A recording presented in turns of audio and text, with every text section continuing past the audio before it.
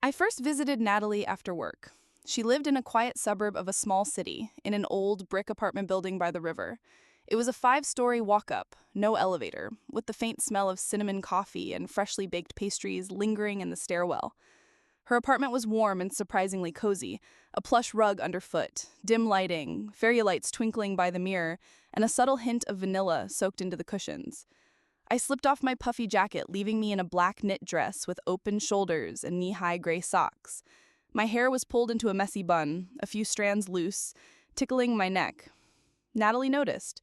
Her gaze lingered on my neck a moment longer than it should have, but I didn't react, just gracefully sank onto the couch, crossing one leg over the other. "How are you holding up?" I asked softly, taking a mug of chamomile tea from her hands. "I'm trying," she sighed, looking down.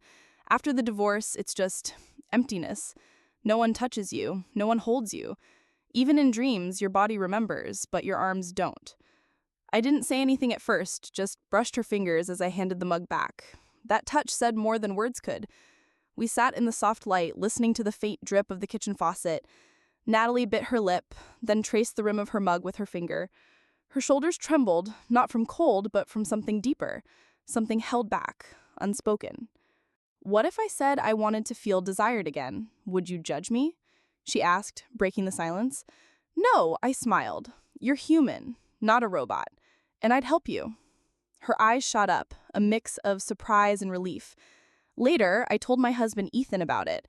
He listened carefully, not interrupting, even when I suggested inviting Natalie over for dinner. His eyes tried to read my intentions, but I kept my tone steady, a playful edge to my voice. "Natalie's not just a friend. She needs to feel needed, and I want to be there when she does," I said, brushing my hand along his neck, my lips grazing his jaw. He swallowed, didn't agree outright, but didn't say no either. That was enough. On Saturday, we prepared dinner, a smoked chicken salad, roasted potatoes with rosemary, and glasses of dry white wine. I wore a soft gray wrap dress that shifted with every move, paired with black thigh-high stockings with lace trim. My hair was down, lips glossed lightly.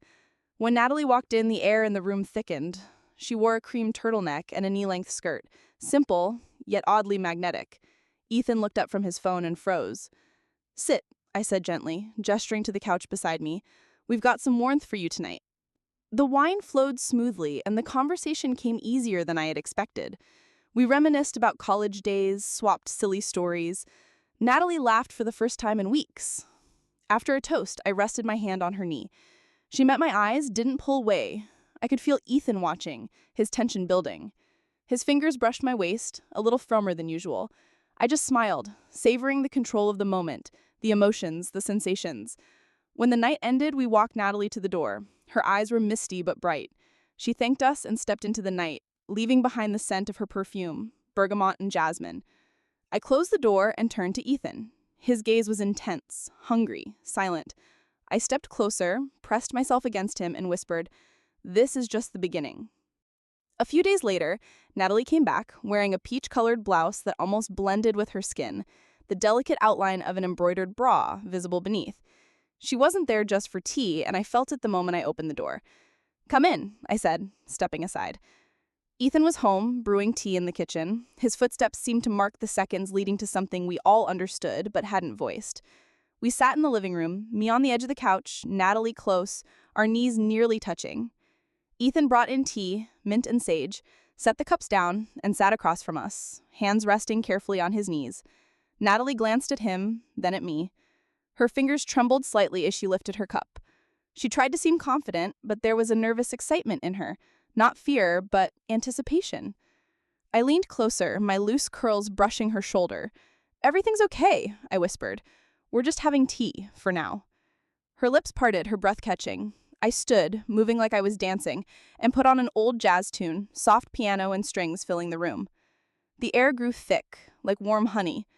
"Want to dance?" I asked, looking at Ethan.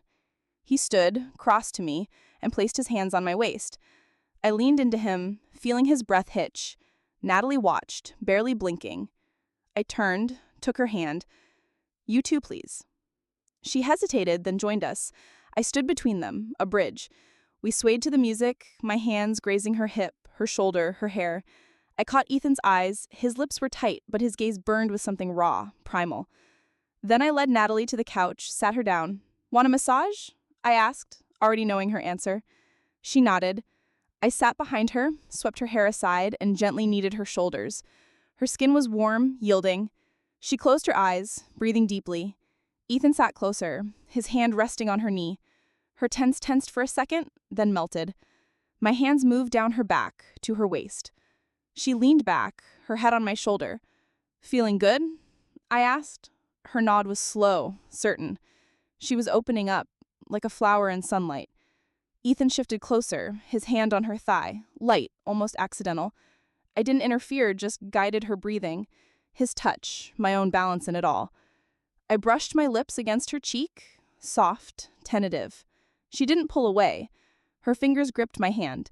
Ethan watched, his eyes heavy with tension, desire, approval. When Natalie left that night, her gaze held no doubts, just a promise she'd return. I closed the door and faced Ethan. He took my hand, looked into my eyes. Sure you know what you're getting into? I smiled. No, but I know I want to keep going. The next time, I planned ahead. The room glowed with warm lamplight, a soft blanket spread on the floor, a teapot with jasmine tea on the coffee table. I wore a burgundy velvet jumpsuit, form-fitting with a deep back cut, paired with stockings and fuzzy slippers. My hair was in a ponytail, a few strands loose, for a touch of carelessness. Natalie arrived in a gray tee and wide corduroy pants, but her eyes were different, confident, like she'd shed an old skin. We sat on the floor, Ethan nearby in a long-sleeve shirt and sweatpants, focused, like he was tackling a big work decision. We played Truth or Dare, a childish game that took on new weight among adults. Truth, she said, her voice low, husky. Have you thought about me in bed? I asked, locking eyes. She nodded, unflinching. And him. A pause. The room's warmth thickened, like syrup. Yes, she exhaled. I brushed my fingers along her cheek. Ethan barely breathed. I turned to him. Dare, I said, knowing what he'd pick. Kiss her, I said, my voice steady despite the tremor inside. He looked at me for a second, as if checking, then leaned toward Natalie. Their kiss was gentle, exploratory. I clenched my hands on my lap, a spark running down my spine. When they pulled apart, I sipped my tea to hide my shaking hands. My turn, she said, her eyes calm like someone who'd stopped fearing their own desires. Dare. Sit on his lap, she told me. I settled onto Ethan, my hands on his shoulders, feeling his breath falter. Natalie slid closer, her hand grazing my leg, up the inner thigh. I caught my breath. Ethan's fingers dug into my waist. It's okay, I whispered. I'm with you. We touched, testing the edges of desire. Later, lying on the blanket, I pressed against Ethan, Natalie on his other side. We stared at the ceiling, listening to the kitchen clock tick. I knew we weren't just friends anymore. Something had shifted, soft but permanent. One Friday, Natalie showed up unannounced. I was in a long cotton shirt, sheer in the light, with only lace panties underneath. Seeing her face through the peephole made my heart race. Can I come in? She asked quietly, holding a bag of oranges. Of course, I said, stepping back. Ethan was in the shower after a run. We sat on the couch, her perfume, bergamot, amber, leather, blending with the vanilla and sandalwood of my candles. She's been thinking about this, she said, not meeting my eyes. Every night, falling asleep, alone. I rested my head on her shoulder. She didn't pull away.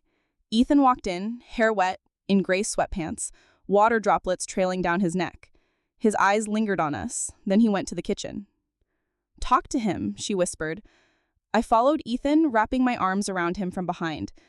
It's okay, I said. I know you're worried, but trust me. He turned, hugged me tightly, and nodded. I knew he was ready. I took Natalie's hand, led her to the bedroom. The light was soft, from a lamp with a fabric shade. Fresh sheets, silence except for our breathing. I sat on the bed's edge, Natalie beside me. We looked at each other, my fingers tracing her wrist, feeling her pulse. Ethan came in, sat across from us, his gaze steady. I reached for his hand. He took Natalie's. I undid a few buttons on my shirt, letting it slip off my shoulders, not for show, but to say I was open. I sat behind Natalie, massaging her shoulders, warmer this time.